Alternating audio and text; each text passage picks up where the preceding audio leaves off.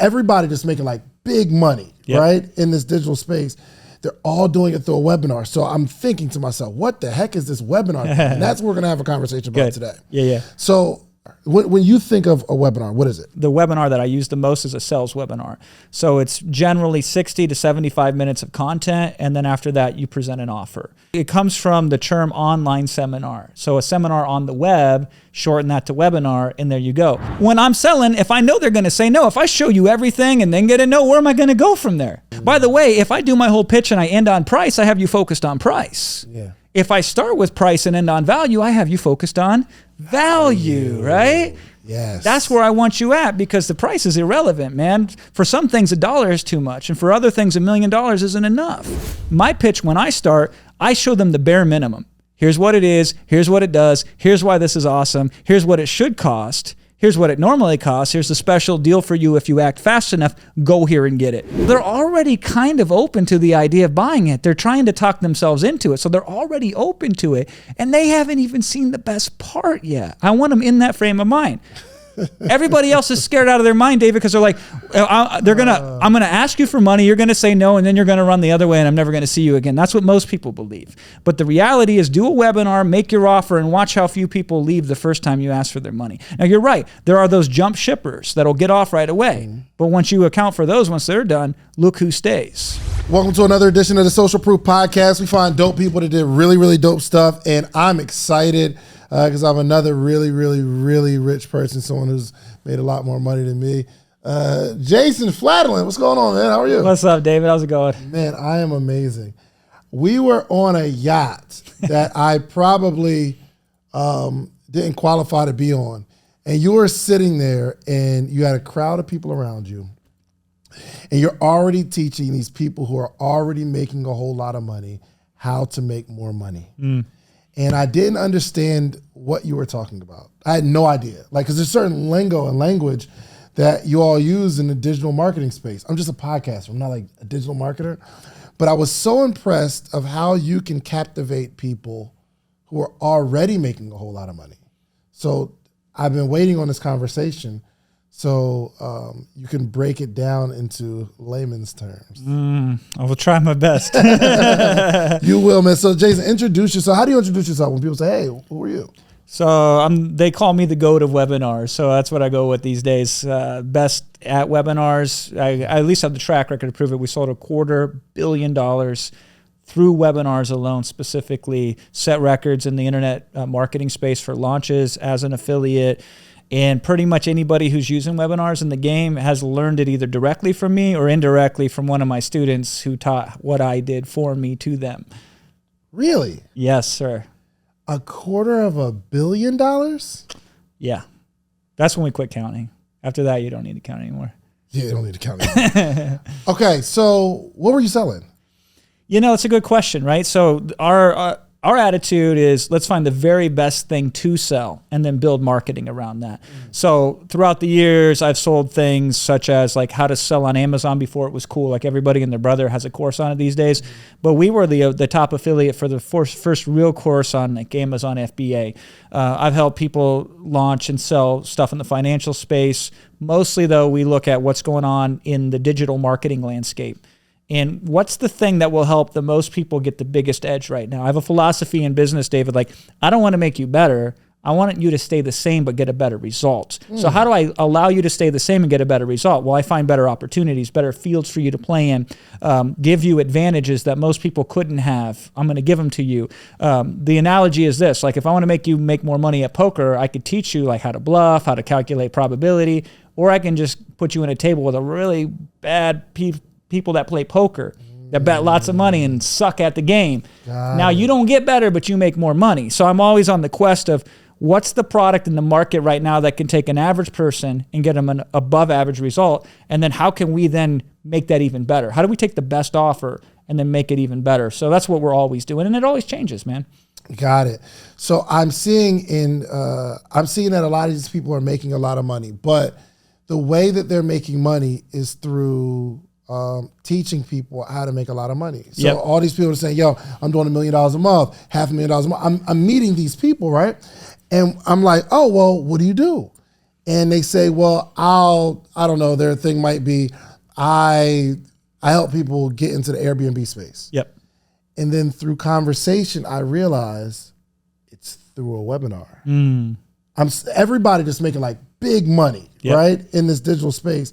They're all doing it through a webinar. So I'm thinking to myself, what the heck is this webinar? And that's what we're gonna have a conversation about today. Yeah. So what is a webinar? When you think of a webinar, what is it?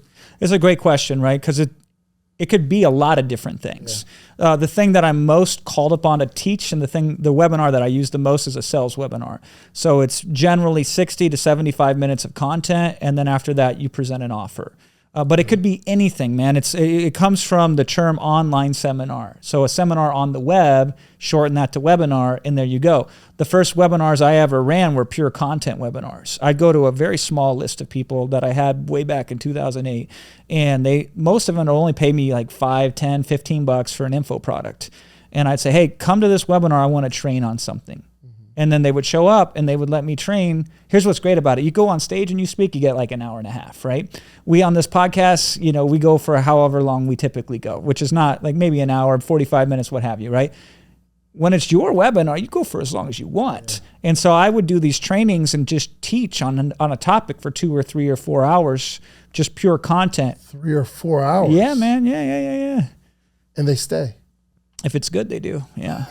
Makes sense. Okay. Yeah, and so that's a webinar is just any way that you can get a bunch of people together in one virtual event where there's interaction going on, and predominantly it's training. Generally, that's how it is. So and this is why I like a webinar, and this is why a lot of successful products get launched off of webinars, because it's value first, sales second. Most advertising is pure selling. There's no value to it. So you're annoyed by it, but then hopefully it makes up for it when you buy the product. Or it's pure content. So it's valuable, but nobody's making money directly off of it. Got it. And so the webinar is the most efficient way to simultaneously educate and sell in the same sitting with the least amount of moving parts if you're good at it. The challenge is you got to be both good at communication to help somebody, like educate them, and then you also got to know how to sell. Most people aren't good at either. Some people are good at one. Very few people are good at both. And that's the challenging part of the webinar is you got to be able to inform and sell, and then you got to be able to speak publicly too, which is also challenging for most people. But if you can learn those skills, and I'm confident anybody with something worthwhile to say can learn that, then you have an edge over everybody else in the marketplace, because nobody wants to do a webinar because they're like, oh, that's too hard, that's too much work. So if you can master that, it'll set you apart from everybody else in the industry. I suck at sales, bro. Yeah, man. And I do the webinar because I'm passionate about teaching people all the stuff that I got in my brain, and I'm going to help you. Now, at the end of it, I have to ask for the money. And my friend, he said that I don't spend enough time on the close. Because I ask them, would you like to buy? No? Congratulations to those that did. And then it's over. Yeah. That's wrong. We can fix that very easily. Yeah. Let's fix it right now. All right. So this is the first webinar that I ever did, this framework. And I still use it to this day, David. Not as often as I used to, but if I had to teach anybody, I'd start here. Okay. So I always was uncomfortable at first with webinars because I felt like it was kind of bait and switch, especially when I began. Because when I began, people genuinely thought you were just teaching out of the goodness of your own heart, right? There was no ulterior motive whatsoever. And so they were like, you lure them in, like, I'm going to teach you something. The next thing you know, oh, you're selling it, right? Mm-hmm. I was always uncomfortable with that. It didn't feel right. It felt deceptive. So I said, how do I counteract that so I can still do webinars and feel comfortable with it? So when I used to start my webinars, I would start it off something like this. I said, I have 2 goals today on this webinar. My first goal is to teach you how to do X, Y, and Z, some big grandiose promise that I knew I could deliver on, but it sounded outrageous. So like goal number 1, I'm going to show you how to do X, Y, and Z. Goal number 2, I'm going to sell you something. Now I go, here's the caveat. If I don't make good on my first goal, to do X, Y, Z, show you how to do 1, 2, and 3, then I insist that you not buy anything that I ever offer on this webinar or any other webinar, right? That's hard because it takes the pressure off. Yeah. Now here's the second part. However, if by some small miracle I do make good and actually show you how to do A, B, C, 1, 2, and 3, then you absolutely need to pay attention to my offer that I'm going to make at the end of this webinar. Do we have a deal? Oh. So we just set the framework, man. We got the agenda laid out, flat out. I got to blow your mind with value. If I do, I earn the right to sell you. If I don't, then please don't buy. And everybody says, dude, if you can pull off A, B, and C, I'd be happy to consider purchasing something from you. And now everybody's clear and nobody's getting in each other's way, and you don't have to worry, am I selling them too hard or am I too uncomfortable? Because they're like, dude, I hope you can sell me something because you got to bring it, and that makes your webinars easier to create because now you got something very specific that you can work towards as an outcome. Wow. Why didn't you tell me that? No, you did. You didn't. He did tell you that. He's killing it on the webinars, and you didn't tell me that. I wish I would have known that. That is good. Yeah.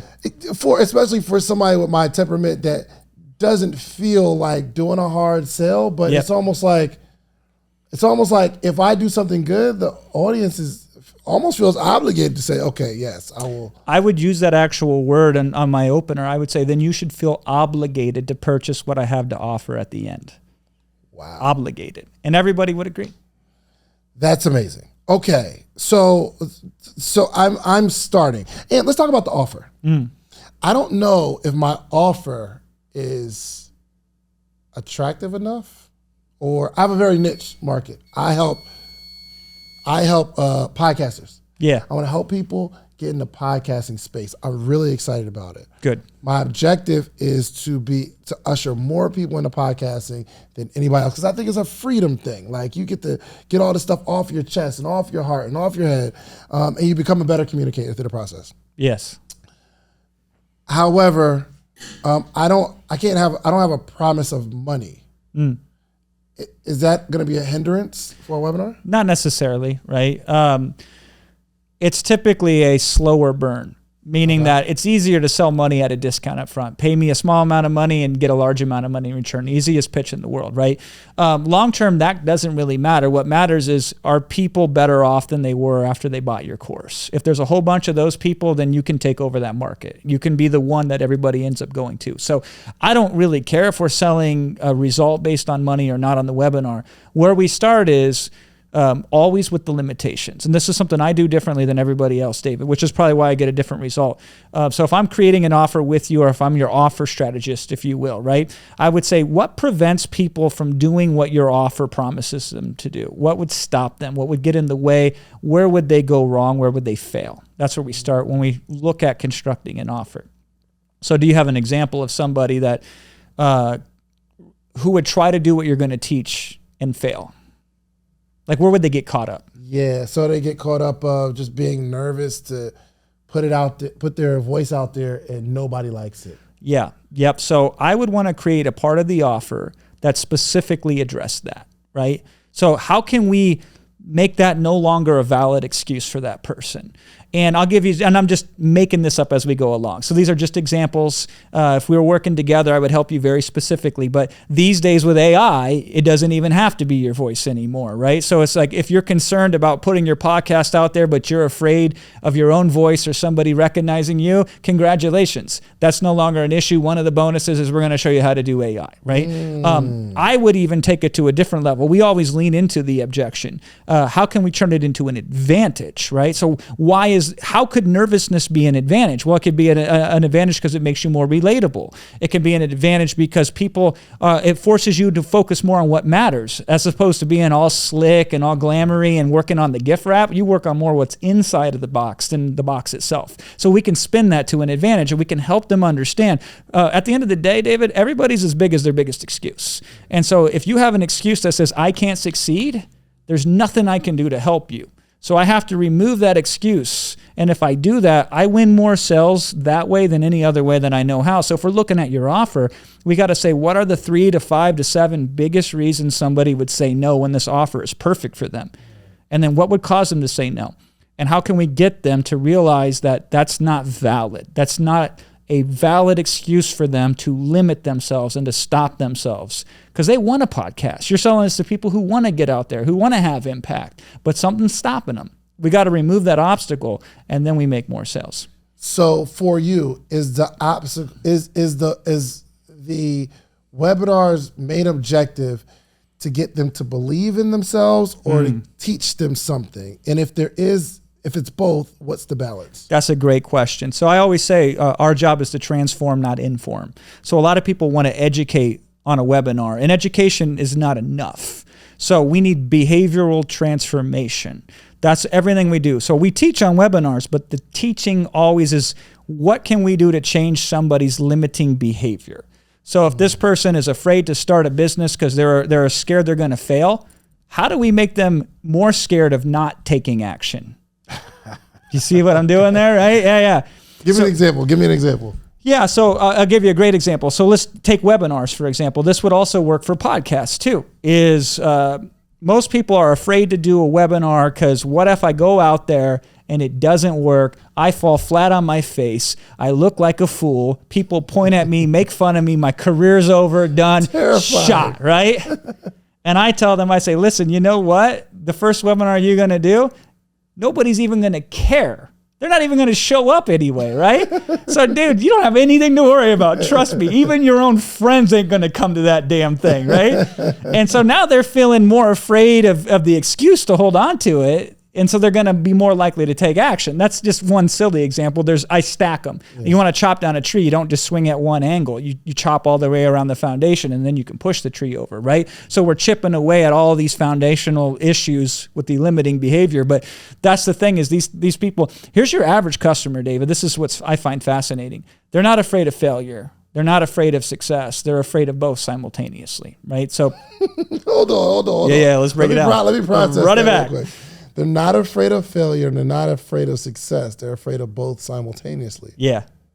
How is that possible? Explain that. All right. So there was a therapist named Dr. Milton H. Erickson, pretty much the father of conversational hypnosis. So one of the areas that I wanted to study when I learned persuasion was I studied Ericksonian hypnosis. And there was a story he told, and this really got me to finally understand the principle that I'm talking about to you today. I had a weight loss client come into him one day, and the issue was she wanted to lose weight. But the problem was if she lost the weight, then she didn't have the difference of barrier between her and the outside world. So the weight was a cushion of protection.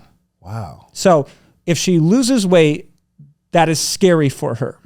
But she wants to lose weight because she's tired of being overweight. So keeping the weight is scary to her. It causes her pain in certain ways.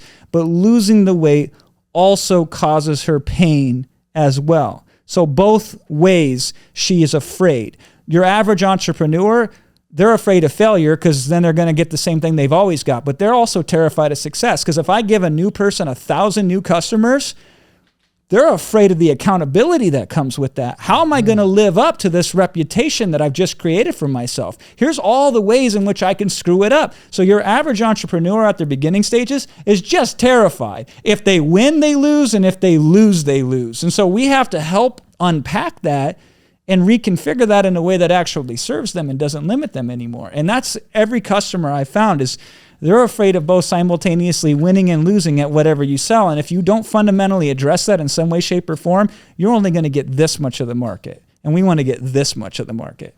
You said you started studying persuasion. When? Oh, since I was like 3. I didn't know it at the time, right? Do you remember why? I could tell you why, right? So I grew up in a very challenging environment when I was young, right? Just to put it in perspective, like I shouldn't even be here right now, man. Like my mom ended up serving 6 years in prison for dealing crystal meth. Oh, wow. Yeah. And so when I was younger, I grew up in an environment that was very chaotic like that. Tweakers, as they call them, they would get high. They'd stay up 3 or 4 or 5 days at a time to start to see things that weren't there. And I had to get a balance in that environment. I had to take over essentially and make it safe when it wasn't safe.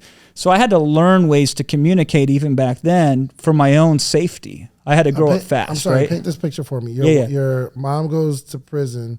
You were how old? So I was 17 because they finally caught her after all of those years, right? But you were there. Oh, shoot. So you're like your whole teen years, you're seeing it. Yeah. Did you know your mom was a meth dealer? Yeah. Yeah, I mean, she'd smoked it right in front of me, right? After a while. Yeah, shit's real, man. Yeah. Wow. What about your dad? So my mom and my dad divorced, and I kind of felt like I had to be there for my mom and take care of her, because if I didn't, nobody would. And I wish I wouldn't have, in retrospect, because as a kid, that does something to you, man. Like, it really messes with you. It traumatized me, and I'm working on it still to this day, which, shout out to everybody listening right now. It don't matter where you come from, right? You can make it work, and I'm proof positive of that. So I would try to take care of her and watch her and make sure she was okay. So in a lot of ways, and I didn't even know this, like I was learning ways in which to make the environment as safe as I could. So I was learning persuasion even at an early age without studying it, which probably attracted me later on in business, because I'm like, this makes sense to me. This feels safe. I get this. I can do something with this. Can you give me an example of you making the environment safer? Yeah, and this is a story I've never told before. Like, this is a crazy story. So I was about 16 years old one time, and it was about 7 a.m. on a Saturday. I remember this very well. And my mom wakes me up, and they'd been up all night. It was her boyfriend at the time, who also later went to prison with her. He ended up dying in prison. He got brain cancer, right? And then my cousin, whose name was David, also by the way, interesting. So they'd been up all night. She woke me up in the morning. She's like, "You got to get him out of here. This guy, he's screaming and he's yelling and he's going crazy in the front yard." And I'm all pissed off because it's a Saturday at 7 a.m. and I'm getting up and I'm a young kid, right? So I got to go out there and I got to diffuse the situation, and I got to figure out how to calm him down so that way he doesn't try to fight my mom, or worse yet, he's out in the front yard screaming. I don't want the cops to come, you know? There's your mom's boyfriend that's screaming. Yeah. Gotcha. Yeah. And so like I had to go out there and use my wits to figure out how to diffuse that situation as fast as I possibly could, right? In that particular instance, I used to wear glasses back then. I had LASIK, right? He's out there screaming. I walk out front, and I'm like, "Dude, you need to calm down right now." He looks at me, and he's like, "What, you want some?" And I said, "Hit me." He's like, "What?" I go, "Hit me right now." And he looked at me again, and I take my glasses off. I go, "Okay, now hit me." And I get in his face, and he doesn't know what to do, so he turns around and he runs down the street. That's how I solved that problem, right?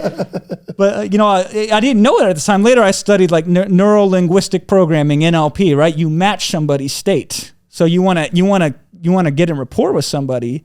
You don't be calm when they're angry. You get angry with them, and then you do something with it. So I intuitively understood that, and later on, I was able to use it in a better, more successful way. Like, if somebody thinks you're overpriced, arguing over them is not going to help. If somebody says, "Oh, that's a lot of money," and you can say, "No, it's not really. Let's talk about value." Blah blah. No, you lost them, right? Yeah. You say, "Hell yeah, that's a lot of money," for the wrong person. But are you the wrong person or not? And they're like, "Damn, am I the wrong person? I don't know if I am or not," right? But we matched them first. And so those are just some examples of how I learned that. But when I got into business, then I noticed there is ways of communication that either bring people towards you or push people away from you. And there's ways you can make people happy that don't make them better. And then there's ways that you make people better, and they're often not because you're a nice person or not because you do things that other people won't do in terms of provide value. There's a lot more going on how people make decisions, and most of it is irrational. So, okay, you're 17 when your mother goes to jail. Yeah. Right? Now what? Did you go to college? Yeah. So my first job was I'd sell pot because, what was my mom going to say? Family business. So, and I could slang it out of the house. So you want to talk about a competitive advantage in the business world, right? To other kids in high school, man, I was the plug because nobody else could slang out of the house, man. And I had the hookups because I knew all the dudes that sold the weed through my mom's and my aunt and all of them, right? So yeah, you're right. So like, I was dealing weed and I was making decent money back then, but I wanted to get the hell out of that environment. So I went to college. I was at Iowa State. I grew up in Iowa, and I went there, but I was all messed up, dude. I was depressed. I had panic attacks every day, multiple times. I was agoraphobic, meaning I was afraid to go outside. I was a wreck. Really? Yeah. Agoraphobic? Agoraphobic. Agoraphobic. Agoraphobic. Oh, you're not agoraphobic. The name is agoraphobic. Yeah, I'm an agoraphobic. Afraid to go outside? Open spaces, basically. It's the opposite of claustrophobia. Yeah. So, and it's very common with people who have anxiety disorders. I later found out in depression and all this kind of stuff. So I went to college just to escape the insanity. but I was broken. And when I got some space when you're not in the thick of things, then that's when the real depression kicks in. Because when you're in the thick of things, you don't got time to be depressed. You can't stop and think about how messed up it is. But like, so my mom was running from the police when she took me to Ames, to Iowa, to go to Iowa State. And I'll never forget this, because we're standing in a Target and all these other kids with both parents, they're filling up multiple different shopping carts full of all these different stuff they're going to put in their dorms. And I turn and my mom starts crying, and I didn't know what was going on. I said, Mom, what's wrong? And she's like, I'm sorry. All she could give me was like shampoo, conditioner, deodorant, and that was it, right? And I was oblivious. I didn't even notice that. But I was glad to be out of that environment. So I go to school for like a semester and a half. I don't know how I did it, dude, but I got really good grades. One way something I always knew early on in my life, like I knew what the teacher wanted. So I studied the teacher, not the material. I'm like, the teacher likes to grade this. So I have this knack for this kind of stuff, right? I even became a teacher's assistant the second semester, a philosophy class, and I was grading the essays and the exams. I was making a little bit of money doing that, even though I was a freshman, right? So I knew how to work the angles, but I was so depressed that I had to get out of there. So it was an Easter weekend. I remember this very clearly. One of my mom's friends drove up there, got my stuff. I didn't have much stuff. Took me back, and I moved in with my dad. I just didn't tell him, right? He came home because he was with this girl at this time, so he'd only come home every so often. And we were driving up to my grandma's for Easter, and my dad's like, when you going back? I'm like, I ain't going back. He's like, I didn't think you were. and so I stayed there, David, till I was like 20 years old, or longer than that. So I was 20 years old, and we were doing music because I'd always done music my whole life. So me and a couple friends started to get a music career taken off. And that wasn't going anywhere, but one of them was, this story gets insane, man. I love a good insane story. It's unbelievable, right? But my friend went and he traveled with the Hare Krishna, these monks. Okay. He brought that back, and I was so messed up mentally that I would take anything. So I was like, this sounds interesting. So I became a Hare Krishna rapping monk. I am not kidding you, right? A Hare Krishna what? Yeah, I used to rap, right? A rapping monk? I was rapping monk. Yeah. I mean, the breadcrumbs are out there. I ain't going to show you where to find them, but if you look hard enough, you could still find them, right? So, I mean, the story is unbelievable, but it exists. So I got proof on it. So that changed my whole life. When I became a monk, it really switched me on. Like, it helped heal me. It helped get me focused. It made me reconnect with the spiritual side, not just all this craziness in this world. It made things make sense. And then I got focused on the music, but the music wasn't going anywhere. So I studied the business of the music. Then when I got into the business of the music, I studied the marketing of the business. And I thought, man, this marketing stuff is really cool. So I'm going to learn it, and then I'm going to go apply it back to my music. 16 years later, I still haven't applied it back to the music. But that's amazing. The whole story, man. Goodness, great. How old were you when you became a monk? I was 20 years old. It's 20 years. How old are you now? I'm 40 years old. 40 years old. So it seems like you were studying, it seems like your gift is being able to communicate with people, right? Whether you knew it or not, right? Yeah. Your communication, I would imagine you just had a bunch of friends, people that like you, right? You're getting close to the teacher, and what freshman helps the teacher grade papers first? You know what I mean? Like where does that come from, right? When did you realize, oh, well, this is a gift for me, just relating to people? Yeah, I had ran out of money while I was trying to start my marketing career, and the business, the music took everything away that I had. So I started painting houses again. I would paint houses off and on throughout since I was a young kid, just to make some money. I'd work with a crew and paint. My dad was a teacher, so in the summertime he would paint, so I knew all those guys. So I would go back and I'd paint houses, and I'm like, the problem with starting a business was I'd spend 10 hours a day driving and working, and then driving home 10 to 12 hours a day, 6 to 7 days a week. So I didn't have much time to start a business before or after that. I tried. So I decided to just do a service. And I think for most people starting off, this is the best way, foot in the door strategy, is I said, let me just work for other people in marketing and learn it that way. So at the time, this is 2007, publishing articles in article directories online could drive some traffic. And so I was a ghostwriter. I would write articles for other marketers. And then that allowed me to quit painting houses. And then what that really opened up for me is I developed a system for article writing. And then I always wanted to sell the system, create an information product and publish it. And I went on like 6 months coming up with every excuse of why I couldn't do it. I was talking just like everybody does, right? And then the fateful day that changed everything is I said, listen, I'm going to create the product in one sitting. I'm just going to sit down, and when I get up, damn it, whatever's done is done. Really? I'm going to ship it out. So I'm like, well, how do you create a product like that? You just dive straight into it. I was like, all the guys on YouTube now that go straight in, right? I was doing that stuff back in 2007. I didn't know any better. No warm up, no intro. I was like, you want to write an article fast? Step 1, do this. Step 2, do this. Step 3, do this. There is no step 4. It was like 6 pages, right? And I was like, so product's done. I don't know how to write a sales letter. So I'm like, I'm going to do that in one sitting. And so I sat down and I was just like, hey, listen, I'm confident I could cut your article writing time in half the first time you use this. It's only $4 to try it out. And damn it, if you don't like that, I'll give you your $4 back. Go buy it here. So it was the simplest sales letter ever. And I just sold a really cheap product.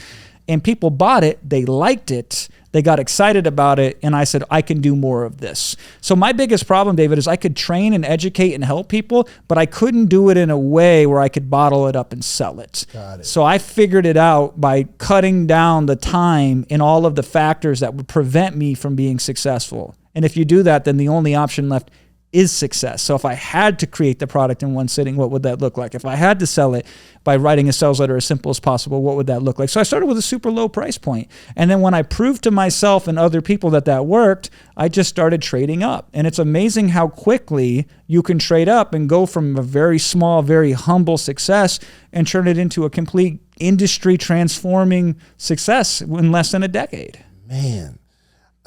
I always like to hear the story because I always want to know how people became so great. And it seems like your backstory, however horrible it is at the time, moving forward, like you're saying, I'm still using those scenarios today. So hopefully somebody's encouraged to know, whatever situation you're in, you can either, I guess, let it kill you or you can use it, right? With the webinars, what was your first... when did you say, okay, I'm going to dive into this webinar space? Great question. So I was very lucky. I think a lot of success in this business, David, is just waiting around until you get lucky. No joke, right? Most people, they hate luck, so they deny it. And if you deny it, you'll never get it, which is ridiculous. I love luck, right? I want as much luck as possible. For sure. And if I got to wait to get it, I'll wait. It'll come around eventually. So I saw webinars before they became big, and I knew they were going to become big. I just had this feeling. The problem was they weren't quite there yet. The technology didn't support them. You do a webinar, and there was like a 60% chance that it would crash before you were over with. So it wasn't usable yet. And internet connections were too slow. So I'm like, it's only a matter of time before the technology gets fixed and the connections catch up. So I'm like, let me be the first there when the timing is right.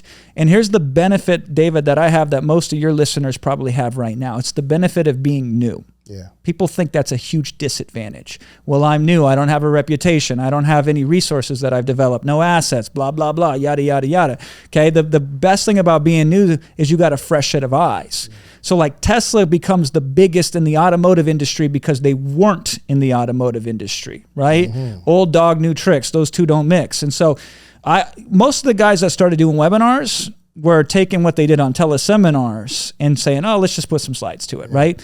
Other dudes that were speaking on stage say it's kind of like selling from the stage, only we'll do it online. Yeah. Since I had no success really in either of those areas, I started with a blank sheet. And I said, let me figure this out from the ground up. So I simultaneously was there when the whole thing was popped off. Yeah. And I didn't have any previous experience. So it was a question of anything and everything could be tested. And it didn't matter. I didn't have to make it work right away. Because I'm new. If I made $1,000 on a webinar, I was the happiest kid on the block, man. It's nowadays I don't get dressed for less than $500,000. It's stupid, It's come on, man. We all need to humble back down. The flex, I like that. All right, so I really need to get into how it works because it seems like you're well read, meaning you study people, and I think most of us, especially myself, we think if we spend enough time on the product, it will sell itself. and nothing sells itself, in my experience. Yeah. Stuff just doesn't sell itself, right? I want to know like the beginning from start to finish, creating a product to making $500 million or $250 million. Where do I go to start this webinar? What are the first things I need to consider? Yeah, so the ideal is sell something that doesn't exist yet and then have your audience create it alongside of you. What? Yeah. So how do you know what is a good product? You only really know once you put it in front of an audience and see how they interact with it. Anything we create in the laboratory is just a guess.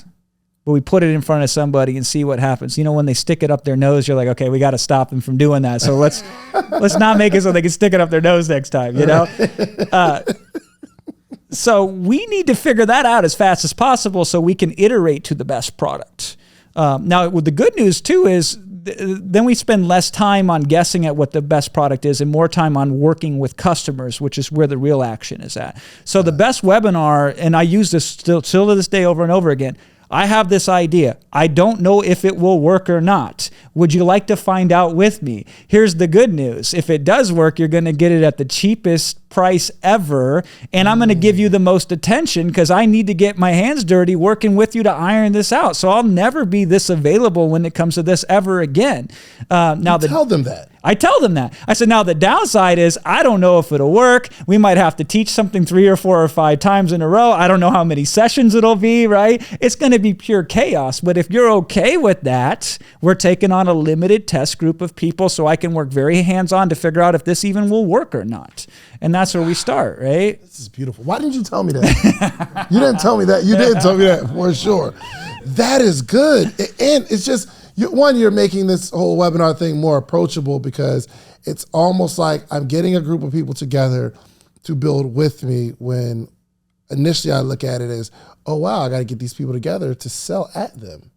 Yeah, so it's with, not at. I like how you put that, right? Like, if they're involved in the selling process and the creation process, that in and of itself makes it more valuable because they feel like they're part of the outcome versus I've already come up with the outcome and now let me shove it down your throat, which is what most marketers do.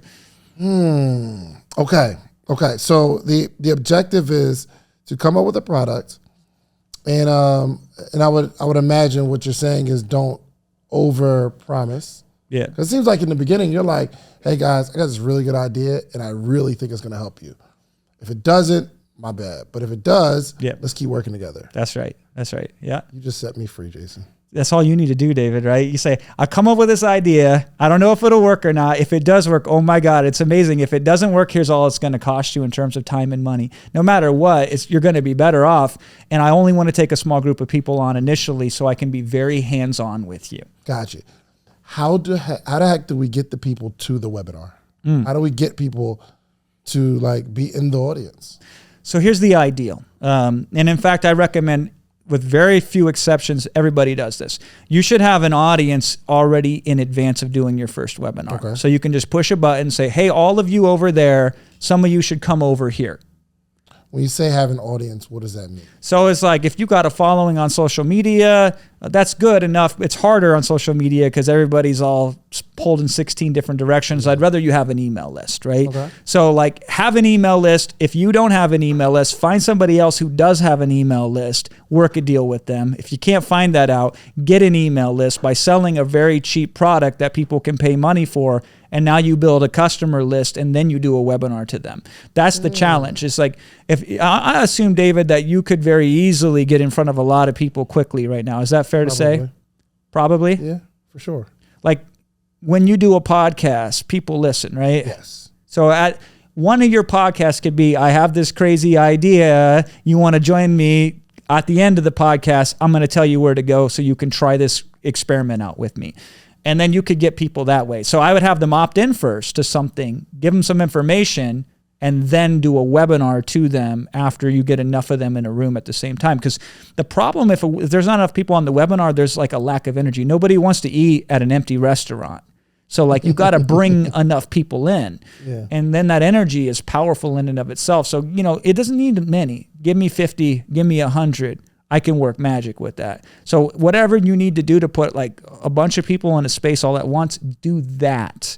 Got it. Until you can do that, don't do a webinar. Get that first and then do a webinar. Otherwise, if you're trying to catch as catch can, you're spending more time out there chasing people down, and now you're out of your zone of genius. You're not in the moment to be able to present to them. So if I am Johnny Nobody, I got no followers, but I have this idea where, I don't know, I want to write a book on mental health, and I really want to help people with their mental health. I write a book. I don't have an email list yet now, but I write an ebook, make it inexpensive, and do my very best to get it in the hands of as many people as possible. That's right. Yep. So I start collecting an email list. That's right. Yep. Okay, that's a good start. The hack to this is you go to somebody and say, dude, I want to work for you for free. Yeah. I'm gonna totally help you out over here with X, Y, Z, 1, 2, and 3. I'm going to make your customers love you even more. I'm going to do all of these things for you that are going to make you look good. In exchange for that, just give me a little bio link, meaning that if people want to know more about me, they can go here and then they can opt in for something. And so you show up and you serve somebody else's audience, and you will get an audience as a result of that. You just have to humble yourself enough to do the work for free. Yeah. That's it. Free is cheaper than any other option, in my opinion, if you do that. And I would even recommend you work deals with them. Hey, I want to train your audience. Let me get in front of them. Not even to sell them something, not even to get an opt-in. Because, by the way, dude, if you get a list of people you can't serve, I don't want you to have that list. You better be able to serve them, right? Yeah. So prove you can serve it first. So go and do some service for somebody else. And then if that works, step 2 is do the service again. Find a way to share in the deal flow with them where you give them a cut, but you do all the work. Right. And then from there, you keep trading up. That's the answer. People want to overcomplicate it. I mean, we could go to Facebook and try to give another, billion-dollar corporation and more billions of dollars and then push all these buttons and play with all these knobs and levers, right? Or we can just go, where are the people at? How can I help them? Start with 10, man. Start with 5. That's good. Trade up. That's good. Got the product. I'm getting this email list, right? I decide I want to do a webinar. What do I do? Yeah. So the first webinar you should do shouldn't be to sell somebody something for most people out there. Now, if you're a successful business, if you've done it in other avenues, then yeah, you're probably overdue. You should sell. But if you're a brand new person, the idea is here, hey, this ebook I wrote over here or this thing I created over there, I want to teach it to you in a different modality. I want to try to teach it to you live. Gotcha. I don't know if I can do it or not. I think I can do it. If I can do it, I think this is the way that it will help you.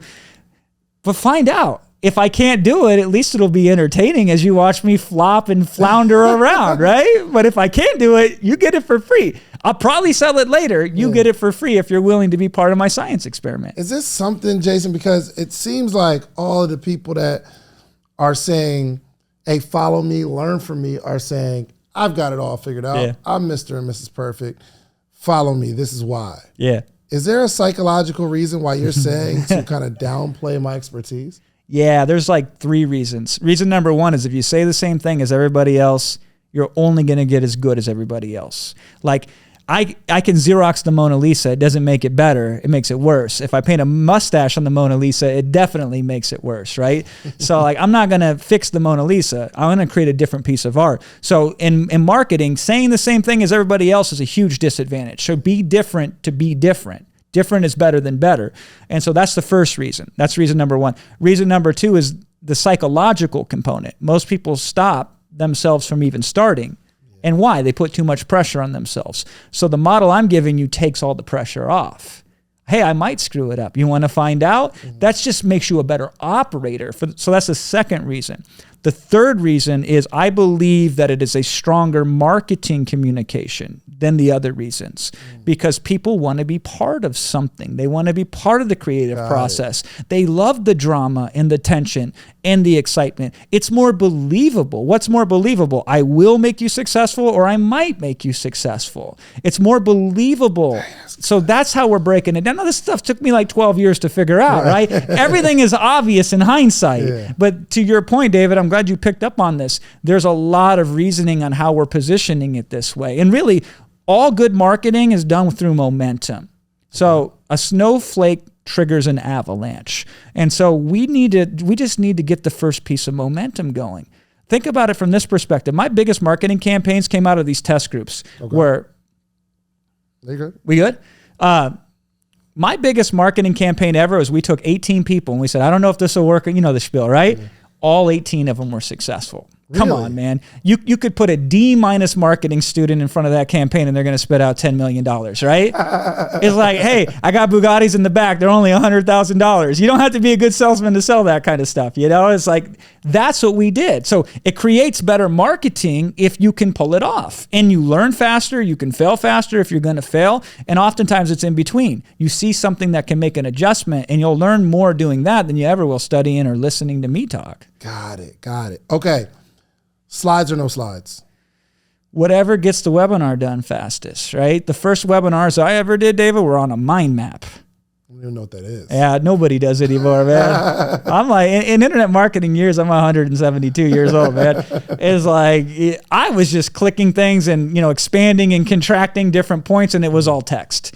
Yeah. So a good message is a good message. So if you have the answer to somebody's problem, whether you put it in a brown paper bag and slang it on the corner, or you put it in a museum with all the lights on it, right? The message is still the message. So we want the message first before we do anything else. So a life-changing message, you could say that through a tin can connected to a piece of string that somebody holds up to their ear and it's going to change their life. Until we have that, everything else is unimportant. So whatever you got to do to get the message in its form to be shippable, we do that. And then we assess. And then if it's good, we go back and now we beef it up. Now we can add slides to it. Now we can build on it. Now we can do other things. But some of my best webinars, David, have been just like this, just talking to people with no slides whatsoever. Yeah. Got it. But do you recommend slides at a certain point, though? For most people, slides are going to be their best thing. Give me the psychology behind it. Yeah. So people, they lose 92% of what they hear after they hear it. People lose 92% of what they hear after they hear it. Yep. So if we were to have somebody say, hey, listen, up until this point, without looking at your notes, rattle back 15 things that Jason has said on this podcast. And they'd get to 5 and then they'd be like, I don't remember, right? Right. And so subconsciously, we retain it all. But consciously, we lose 92% of the information the first time we hear it. Here's what we don't lose: the feeling that we had when we heard it. So this is why emotional states are very important. We haven't talked about that yet. But the visuals that you speak out loud, if you say the same thing on a slide with the words and nothing else, it increases their ability to recall and remember it. It doubles the comprehension rate, or more than that. Even if it's literally the same words that you're speaking, but they're also on the screen. And so here's what's even better about this, and I teach this in my webinars. When I transition from education to selling, I first remind them of all the cool stuff that had happened. Now, I call it 60 minutes and 60 seconds. So if I just did 60 minutes of my best material, how can I run it back in 60 seconds? All the things. All the highlights, right? Because I know my audience, no matter what wisdom I was dropping, when it comes down to the pitch, they ain't going to remember anything I just said, right? So I got to remind them of that, right? I got to remind myself of that. I forgot what I was saying in minute 1, 2, 3, and 4, and 5. And so the slides, here's where they're good. You could say, so far on this webinar today, we've covered, and then you throw up this slide, you throw up that slide, you throw up this slide, you throw up that slide, and you hit 15, 20 slides in order. We went through this, and I showed you this, and now you know this, and now you know not to do that, and what about this, and remember this and that. And so they still don't consciously remember the material, but it re-triggers the emotional state that they were experiencing when you showed that material. So slides make good anchors, as we like to call them. And so you want to have those visuals. Here's the other way slides work really good: show and tell. So I could say, I'll give you a great example. I told this to Russell Brunson when he was first getting ClickFunnels off the ground. They acquired a bonus. Traffic Secrets was the name of the bonus. He paid John Reese, the guy who created the product. I'm sorry, they acquired a bonus. What do you mean? Yeah, good question, right? So think about ClickFunnels. What's an objection? Well, I have ClickFunnels, but how do I drive traffic to it? Yes. So, I taught Russell and so many other people this concept is your bonuses should handle the objections. And so one of the objections, you need traffic. So he went out there and he acquired a course, the rights to a course that somebody else had created called Traffic Secrets. Oh, wow. Yeah, a guy named John Reese, who's an OG in this game. He was the first $1 million day in this business, right? Back when that was a lot of money, right? Good job. And so, but he paid Russell. That's smart. He paid John $1 million for this bonus. Here's what I told Russell to do. I said, show the money. He said, what do you mean? I said, show the damn wire transfer, put it on a slide. Because now Russell can say this bonus was so important that I went out and spent $1 million of my own money. So the value of this bonus to me is worth $1 million, and you're going to get it for free when you buy ClickFunnels, right? But it's one thing to say, I paid $1 million for it. It's another thing to show the receipts, right? I was talking with Alex Hermosi about this the other week because he called me up because he's like, dude, Jason, you're the best in the world I know at offers. And the guy wrote the best-selling book on offers, so cool, right? And he was like, and he was talking about something. He's like, and I'm going to show the receipts like you talked about. I'm going to show this thing that I'm doing right over here. I'm like, that's my boy right there. Wow. So take what you're saying and show the proof. Yeah. Here's my attitude. I want to, if you're on trial for a murder you didn't commit, David, and we got 26 witnesses that could put you at a different place. And if I'm your lawyer and said, we'll just call 2 of them, that should be good enough, right? You better fire my ass quick, right? We're calling all 26 witnesses. We're calling them all. For sure. So we're going to bring as much proof as we can to validate the claims we make on the webinars. And that's the biggest mistake I see people making. So from a visual aspect, show as much as you possibly can. Got it. Okay. So I think you said earlier that the webinar should be 60 to 75 minutes. Content. Of content. Yeah. And then what's the other part? The best part. We close, right? So here's the dynamics. It's generally, I run out of slides about 90 minutes in. So you do your formal offer where you say, this is my program, this is what it is, this is where it does, this is what it should cost, this is the special deal you get if you act fast enough by going to this URL. When you go to this URL, you get these bonuses. Here's the risk involved. Here's how we remove the risk. That's your structural formal close, right? But then here's what happens. You got all these people still on the webinar who ain't left yet, and you got a chat and they're still communicating in it. And that's when the real webinar starts. So we're 90 minutes in, and that's when I think the real webinar begins. That's where the real webinar starts. That's where the real money is made. After you made the pitch and people are still waiting. Yep. Because some people get off as soon as the pitch comes. Yeah. Good riddance.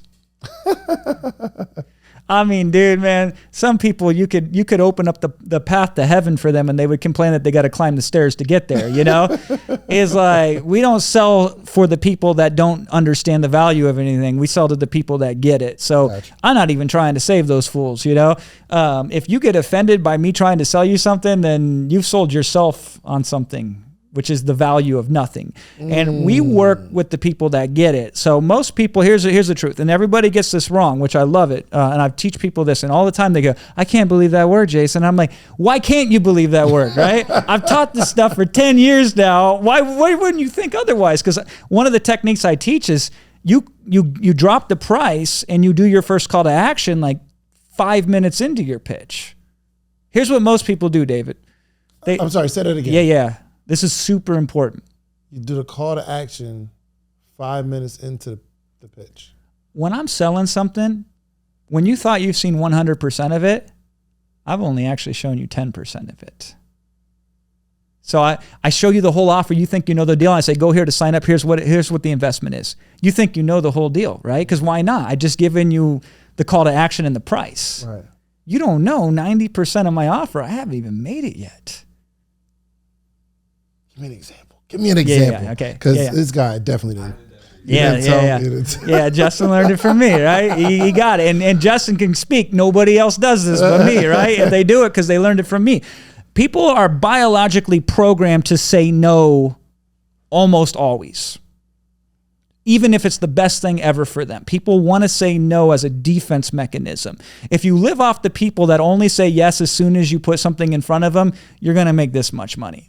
The real money is made from those that start with no and then turn into yes. Okay? So if I know no matter what I do, you're going to say no anyway, I want you to get that no out of your system right away so we can get down to business, right? So we can actually unpack it and figure out if it makes sense or not. So they say a person needs to say no on average 26 times before they say yes to something. Golly, the whole webinar will be over. Well, so I do 26 calls to action so they can get 26 no's out of the way. And do you really? Oh, hell yeah, dude. Yeah, we ain't playing around. There's lives and money to be made here, right? There's lives to save and money to make. We ain't playing around. You have 26 opportunities for them to tell you no. Yeah. And your objective is to hear the no. Hell yeah, man. Yeah. No to me sounds like this, KNOW. Like I need to know more information. I like that. So when I'm selling, if I know they're going to say no, if I show you everything and then get a no, where am I going to go from there? I got nowhere to go. By the way, if I do my whole pitch and I end on price, I have you focused on price. Yeah. If I start with price and end on value, I have you focused on value, right? Yes. That's where I want you at, because the price is irrelevant, man. For some things, $1 is too much. And for other things, $1 million isn't enough. And so I got to put it into proper perspective so you can understand that. So my pitch, when I start, I show them the bare minimum. Here's what it is. Here's what it does. Here's why this is awesome. Here's what it should cost. Here's what it normally costs. Here's the special deal for you if you act fast enough. Go here and get it. And that's the first pitch, right? And that's the call to action. And people think they know the deal. They think, okay, well, if I spend $2,000, I get this. And then they start to play this mental jujitsu. I want it, but it looks good. So they're already kind of open to the idea of buying it. They're trying to talk themselves into it. So they're already open to it. And they haven't even seen the best part yet. I want them in that frame of mind. Everybody else is scared out of their mind, David, because they're like, I'm going to ask you for money. You're going to say no, and then you're going to run the other way, and I'm never going to see you again. That's what most people believe. But the reality is, do a webinar, make your offer, and watch how few people leave the first time you ask for their money. Now, you're right. There are those jump shippers that'll get off right away. But once you account for those, once they're done, look who stays. Most people will stay. Wow. Okay. So are you saying after you give them the offer, that's not the real offer? Nope. Dude, who's your favorite comedian? So good. I would have to say Dave Chappelle. Oh, yeah, me too, man. Yeah. Does Dave Chappelle lead with his best joke, or does he end with his best joke? Definitely ends, because he'll somehow wrap the whole hour special in this the fourth time joke. I met OJ, right? Yeah. Right. He builds up to it. You end with your best material. The rest is the setup. The rest is the setup to the punchline, right? Every good comedian knows you save your best material for the end, or you try to. So you start hot and you end hot. And that's what we do. We start hot, but we end even hotter. And so my best stuff is the bonuses. It's not the core offer. And we end with the bonuses. We end with the value. So that's the stack. That's the pitch. And then even after that's done, people need to know, now, should I buy this or not? So 90 minutes gets us all the way there. So, 75 minutes of content and then 15 minutes of the formal pitch. Here's what it is, what it does, blah, blah, blah. And then you got a whole bunch of people who they've only said no 4 or 5 or 6 times at this point. Now we deal with objections, which is where the real difference is on whether somebody buys or not. A sale that's 99% closed is worth exactly $0. So we got to get that 1%. And that's why we stay on for those extra hour, 2 hour, 3 hours, 4 hours in some instances, depending on if the audience is still there, depending on if I got enough energy or not. Yeah. This is so good, because I think when I was doing my offer, I'm telling all the stuff that's in it, all the bonuses. Nobody cares. Why you need to get it. Nobody cares. And I'm looking to see how many people bought right now. Yeah. But that's too early to expect money. You're planting the tree and then you're wondering why it didn't grow in the next minute, right? We got to give it time to grow. Wow. Yeah. This is deep stuff here, man. This is real You study psychology a lot? Yeah. That's what I went to school for the 1.5 semesters I made it. This is really, really good. Thanks, man. So, I was actually on the phone with somebody. Who was it? And they were talking about like making an offer, but it's like her first offer ever. And she's like, I feel like it's manipulation. Is it? Here's the cool thing. If she felt that way, right? This is how I would coach her if she was my student. Mm-hmm. I would have her say on the webinar, I'm about to make you an offer right now. Here's the problem. I'm afraid that what I'm doing is manipulation. And I'm concerned that if I make this offer, you're going to look at me as somebody who's manipulating you.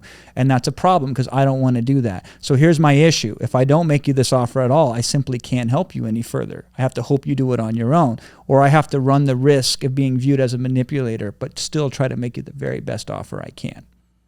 So if you will put up with me as I try to do my best here, and hopefully I don't manipulate you, would it be okay if I showed you what I had?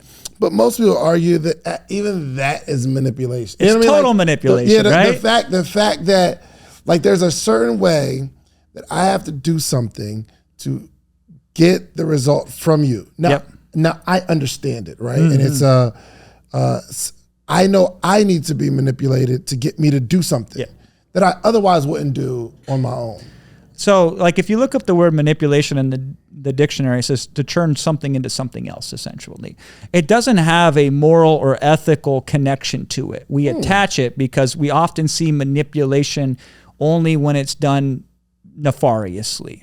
Or that's the ones that remind us the most. But, I got 2 kids, right? And if I don't manipulate them, they're going to manipulate me, right? That's a fact. Somebody's going to lose in that situation, right? They're either manipulating me to eat candy and stay up all night, right? Or I'm manipulating them to eat vegetables and go to bed early, right? And so manipulation is, if you want to be successful, you have to manipulate yourself from a lower state of being into a higher state of being. The real issue here isn't manipulation. The real issue here is authenticity. And so when somebody's selling, very often the resistance they have to their audience is they feel like they're being inauthentic. That's the real issue. It's not manipulation, it's inauthenticity. So we train people to be authentic and still sell. So people that are afraid to sell, what I always coach them to do is tell your audience, I'm scared to sell you right now. Yeah. If you hear my voice crack, if you see me shake and shiver, it's because I'm scared out of my mind right now. But I'm willing to put my own personal comfort on the line, because what I have to you is that important. Yeah. And I tell them, I wish I could close like that. I can't close like that. I would sell better if I could close that way, because we're taking what is true about them and communicating it in a way that can land as strong as possible with the audience. Wow. Yeah. Let's talk about pricing structure. Do you charge for a webinar, or should it be free? Free. Yeah. Free? Definitely. Definitely. Yeah, I remember There's never a case where it should be. Not never a case, right? There's certain instances. Sometimes you want to mix it up just to mix it up. If you do too many free webinars, people start to predict you. You want to be unpredictable, so you should charge for certain webinars some of the time.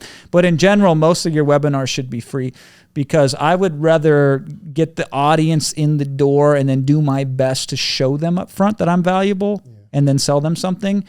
The risk is on me. Okay. If somebody pays me up front, the risk is on them. So as much as possible, I'm trying to incur as risk on the behalf of my audience as I possibly can. But what I always tell people, David, is whatever gets the webinar out the door fastest. If you want to charge for it. They say, Jason, should I use this platform or that platform? I say, I don't care, dude. Can people see you at your best right now? Can you help people? That's the answer. Whatever gets you in front of an audience as fast as possible. So pay or free, but usually free will do better than paid. Got you. Every webinar should have an offer at the end? No, not necessarily.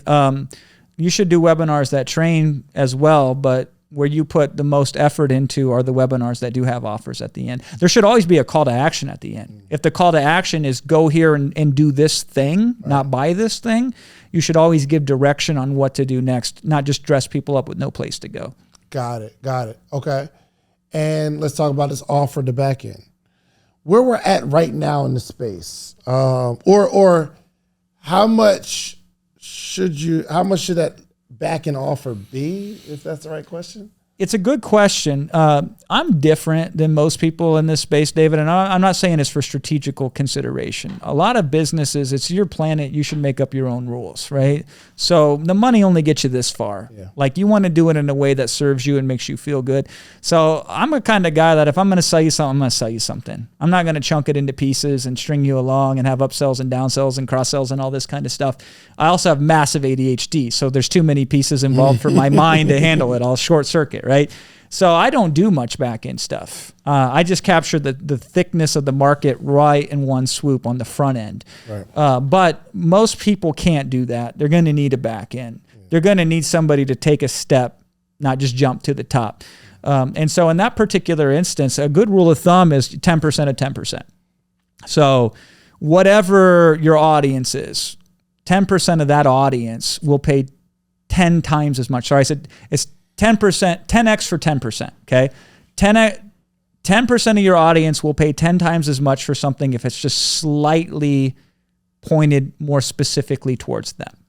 Okay? So, and I can give you examples. So 10% of a podcast audience who paid you $2,000 would pay you $20,000 if you made an offer specifically just for them. So if you think about it, you sell 1,000 people your podcast training, 100 of them, or maybe even only 10 of them, they're already successful in some aspect, or they've already got something going for them that nobody else does. So if you cater specifically to that audience within the audience, they don't need much. They just need something specific that can help them. So what do rich people need more than anything else?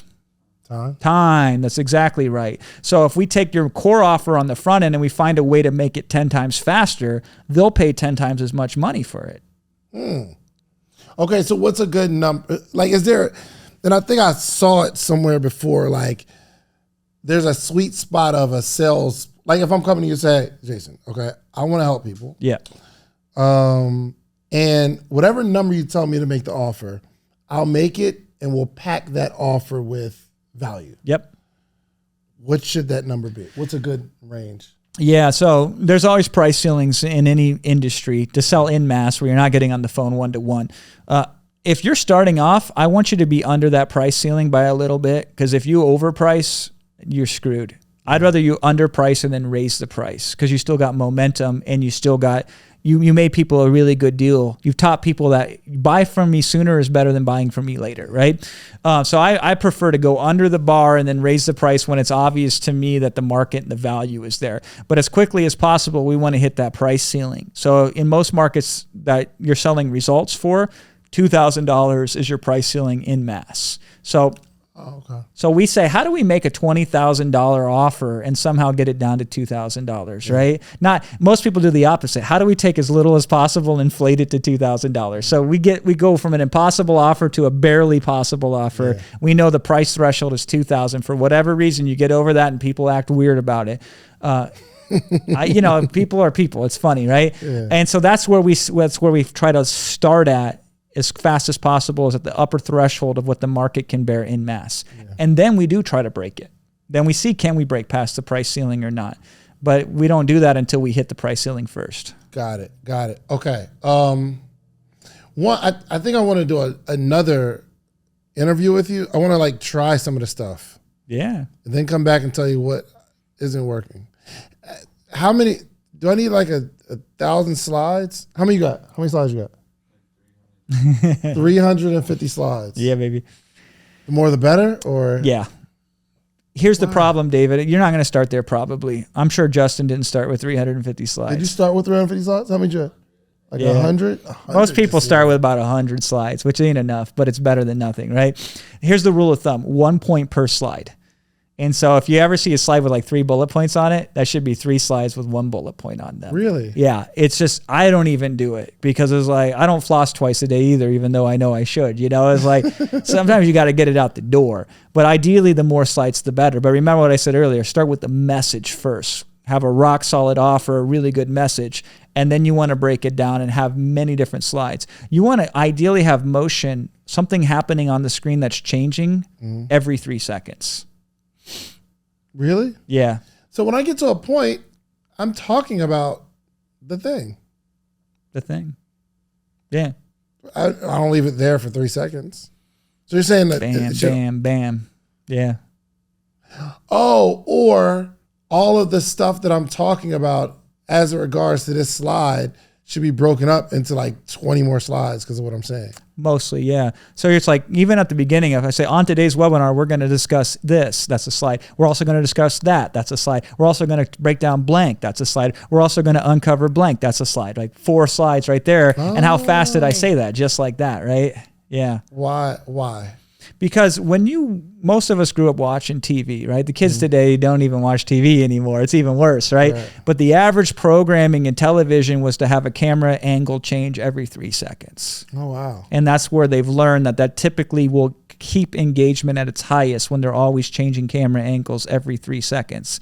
And so we never quite get there, because you think these TV shows are produced with a whole team of people. We're most of us are lone solopreneurs, but we want to have movement as much as we possibly can. So bam, bam, bam, bam, bam. If you don't do it any other place, do it in the first 2 minutes of your webinar, because people make a decision within the first 2 minutes whether they're going to stay or not for a majority of your webinar. So if there's ever movement, it should be right away. Now, David, if you watch webinars, they do the opposite.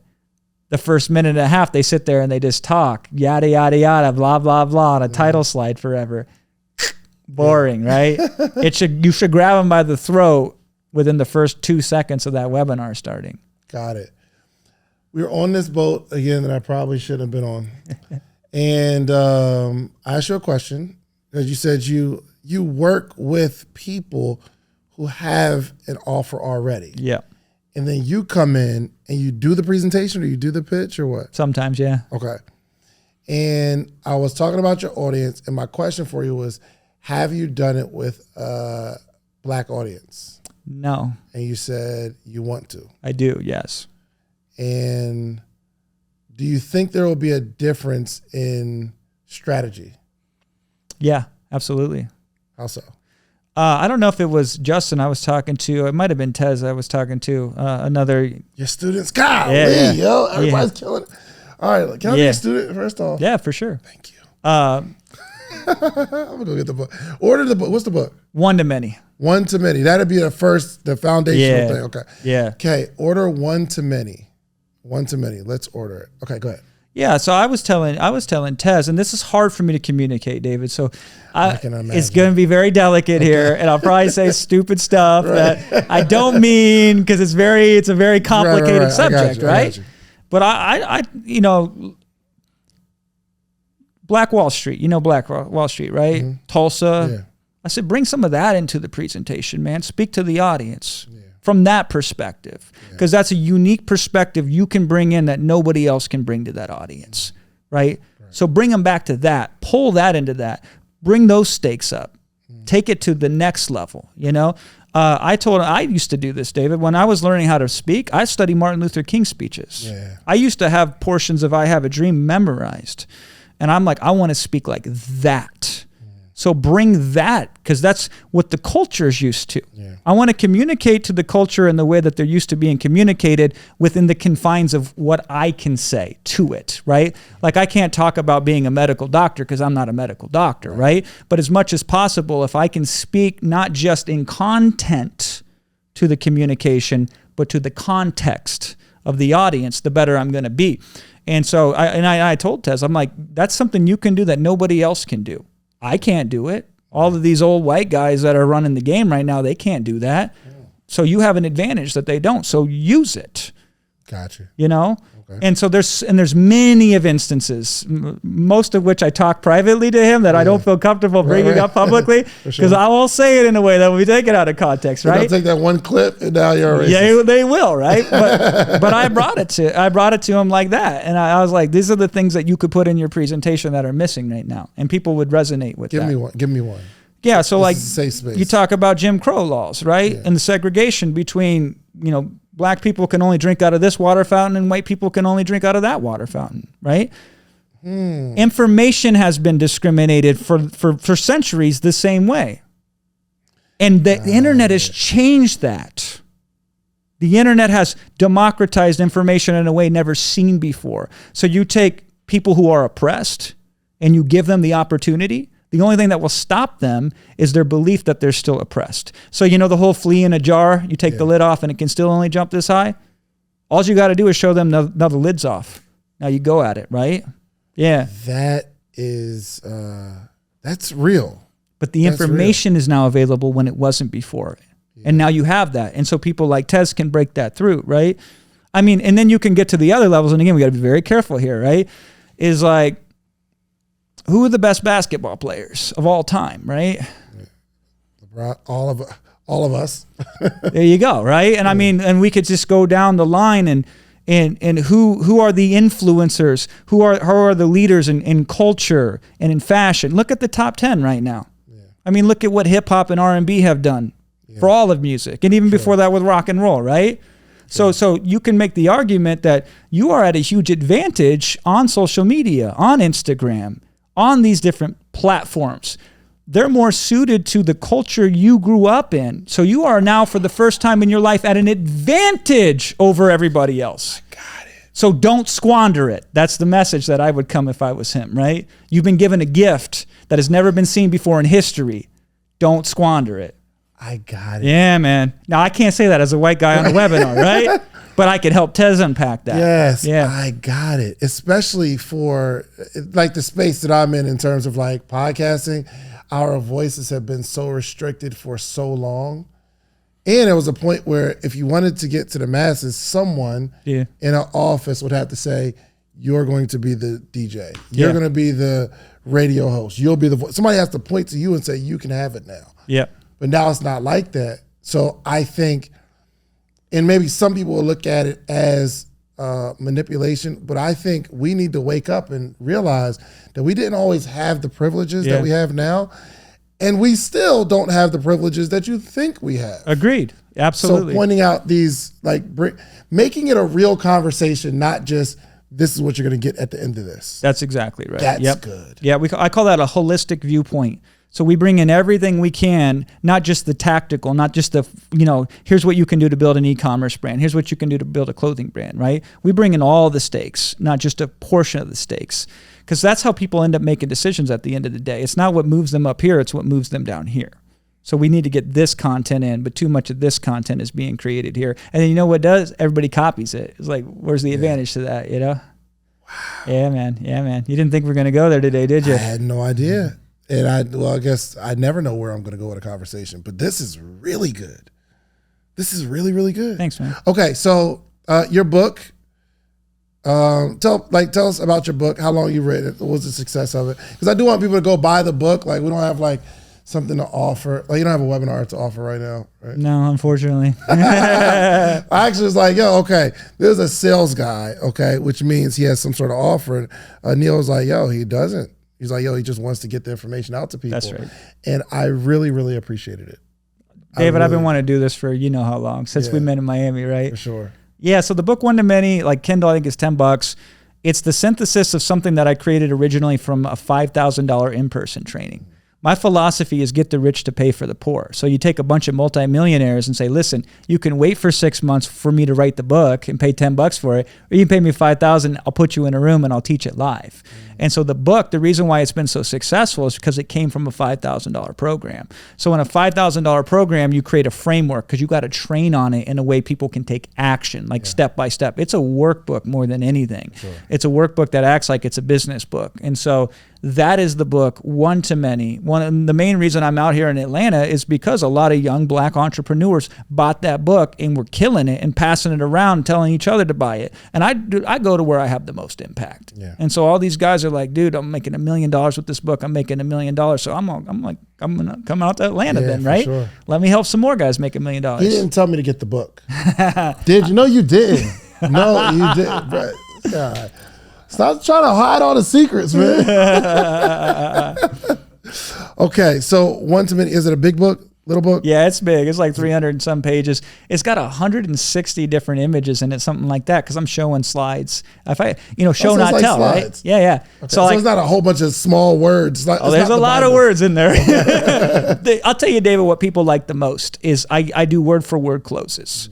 I'll give you one as an example, right? So it's like, this is a transition close people have trouble with. Like, if I'm going to teach and then I'm going to sell, they don't know how to bridge that gap. So one of the closes that I use is I say, I'm faced with two choices today. Choice number one, I can just leave you and hope and pray that somehow on your own you find your way and you're successful at this. And I cross my fingers and say good luck. That's my first choice. Or choice number two, I can give you anything and everything I have at my disposal to help you to take an active role in your success, to be accountable to your results. And if I did make you that option, I'd have to charge you for it. Given the decision between option one and option two, I choose option two. Here's what it's about, right? And I'm doing this off of the top, right? Yeah. But I literally have better scripted words, word for word exact on how to say that. I've had people, David, that have printed out the closes in the book, have held them up in front of their audience and saying, my coach, Jason Fladlien, this is how he would sell you. I'm just going to read it word for word. And they close that way, man. It's crazy, dude. Wow. Yeah. So there's pages and pages of closes in that book. Yeah. Goodness. Okay. Did we get it? Did you order the book? You did? Okay, good. Okay. We got the book. Okay. Listen, man, headed to this $1 million a month. Because I think I'm the right person to be able to do this, because I really love, and some people say it as sales, but I love helping people, and I want to be like legendary when it comes to ushering people into this podcasting space. So you're already legendary in my mind. Thank you, Jason. Yeah, I appreciate it, man. Listen, let everybody, well, thank you so much. There's so many things I didn't get a chance to cover, like the affiliates, like how you connect with other people who have offers, which leads us into part 2. Okay, you will have a part 2, yes? Yeah. Okay, cool. It's based on the success of this podcast. Okay, so make sure y'all share this with people. So it's really successful. And he says, "Hey, I gotta come back on that show." So, Jason, let everybody know how they can connect with you, man. And yeah. Oh, last thing, where do you see yourself in the next 5 years? Only reason I'm asking that is because I want to be able to watch this 5 years from today and turn it on and say, "Listen, Jason said he was going to do that 5 years ago." I'm just trying to be as strategic as possible these days. So my goal is to help the next group of people come through, be a mentor for the next market leaders that exist, because I don't want to work as hard as I did the last 20 years to get where I'm going, right? I just don't have the energy anymore. So I want to find ways where I can get 10 times the result with 1/10 of the effort. So I see that by helping people like yourself and your audience, and then that creates the deal flow for me. If I can make you successful, you open up a door I couldn't open up, and then together we can walk through that door. That's what I'm all about. I love it. Jason, let everybody know how to find you and close us out with a word of wisdom, man. Yeah, find me on YouTube. That's what I'm trying to do right now. You want to watch somebody starting fresh and not know what they're doing? Watch me there. Go subscribe. There's gems there. There's for sure gems. And the last piece of wisdom that I'll leave you with is, remember this. If somebody's dying and you need to throw them a life raft, don't worry about the logo on it. Don't worry what color it is. Don't worry what you're dressed in and how you come across. Throw them the damn life raft. So if you got a message right now that can help somebody, every minute you delay in putting it in front of them is a minute you allow them to continue suffering. Dang, that's good. Man, that was so good, man. Thank you so much, man. I appreciate it. I want to say thank you on behalf of our audience, because there's some people that's going to take this information, and I think it was well-rounded, not even like webinar stuff, but like understanding people and human psychology. This was amazing. So, man, listen, y'all, make sure y'all go follow Jason Fladland on Instagram, YouTube. Go check it out. Send him a DM. Let him know y'all like this episode. DM them the takeaways, all that kind of stuff, but also go get you some social proof, meaning go build something really, really special, but it is your obligation to come back to your community and teach them how you did it. It's the only way our community grows. We are out of here. Like, subscribe. Peace. If you like the video that you just watched, click this one. You're going to like this one, maybe even more. Click it right now.